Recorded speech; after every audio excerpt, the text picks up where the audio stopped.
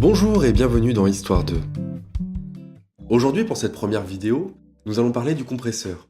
Que ce soit pour faire de la musique, traiter des voix dans le cinéma, ou bien pour la radio, ce merveilleux outil est utilisé partout, du petit home studio au grand studio de cinéma. Mais aussi merveilleux soit-il, il donne tout de même beaucoup de sueur froide à tous ceux qui l'utilisent pour la première fois. Mais bon, vous l'aurez compris, ici je ne suis pas là pour vous parler de son fonctionnement, mais bien vous raconter son histoire. Pourquoi il a été inventé et comment il est arrivé petit à petit dans tous nos studios. Et pour ça, j'ai besoin de vous raconter l'histoire de la radio. En 1886, un ingénieur allemand, Heinrich Rudolf Hertz, démontre au monde l'existence d'ondes électromagnétiques non visibles capables de se déplacer à la vitesse de la lumière, les ondes radio ou ondes hertziennes. Grâce à ces travaux remarquables, de nombreux inventeurs et ingénieurs vont commencer à s'intéresser à ces ondes. En 1889, Nikola Tesla, célèbre inventeur et ingénieur américain, va créer un générateur haute fréquence de 15 kHz. L'émetteur radio était né. Mais il faudra attendre tout de même un an de plus pour qu'Édouard Branly, ingénieur français cette fois, invente le radioconducteur, le tout premier récepteur d'ondes hertziennes. Bon, il faut tout de même bien se rendre compte qu'on est encore très loin de la radio comme on peut la connaître aujourd'hui. Édouard Branly est certes considéré comme le papa de la radio, mais il faudra attendre l'invention de la bobine Tesla et les découvertes d'Alexander Popov, célèbre ingénieur russe sur la transmission d'ondes sur de longues distances, pour qu'un ingénieur cette fois-ci italien, Guglielmo Marconi, expérimente pour la première fois concrètement la transmission sur de grandes distances en 1899. La télégraphie sans fil est née. Oui, je dis bien télégraphie parce qu'à ce moment-là de l'histoire, les techniques maîtrisées ne permettaient pas la transmission de vraies voix intelligibles. Il faudra attendre encore jusqu'au jour de Noël 1906 pour entendre enfin la première voix sans fil par radiodiffusion. Et à partir de là, tout va s'accélérer. Le monde va commencer à s'approprier les techniques de radiodiffusion et à partir des années 1920-1930, de nombreuses stations de radio grand public vont apparaître. Après la Seconde Guerre mondiale, le nombre de stations de radio explose et des règles strictes vont devoir être mises en place pour canaliser le phénomène. Et c'est là que je vais commencer à être un peu plus technique.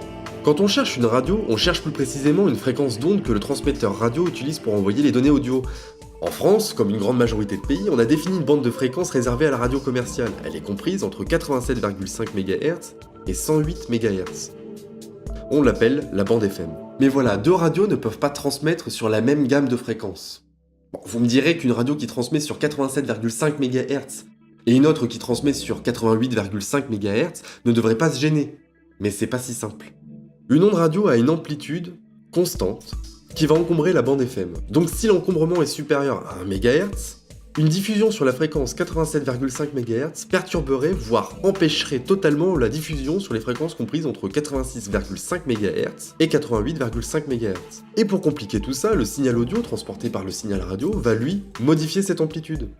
Le problème est finalement assez simple à identifier. En plus de devoir compresser le signal radio, il suffirait d'empêcher le signal audio de dépasser le signal radio afin de ne pas gêner la transmission.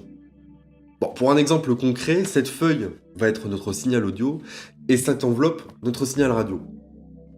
Le but, vous l'aurez compris, c'est de plier, compresser cette feuille afin qu'elle puisse rentrer dans l'enveloppe ou que je puisse la poster et qu'elle soit transmise à mon destinataire. Et bien pour la radio, c'est exactement le même principe.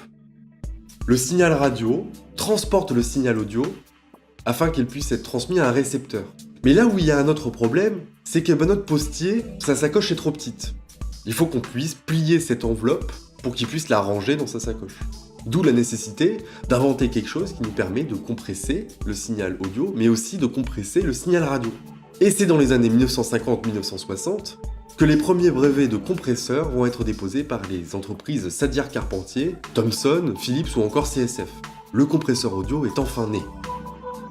Maintenant qu'on sait comment il a été inventé, il nous reste à savoir comment cet outil est devenu incontournable dans tous nos studios. Mais ça, on en parlera dans une prochaine vidéo. J'espère que ce nouveau concept de vidéo vous a plu. Si vous avez aimé, n'hésitez pas à vous abonner, à lâcher un pouce bleu. Nous, on se retrouve dans un mois pour un nouvel épisode d'Histoire 2. En attendant, continuez à écouter de la musique. Ciao!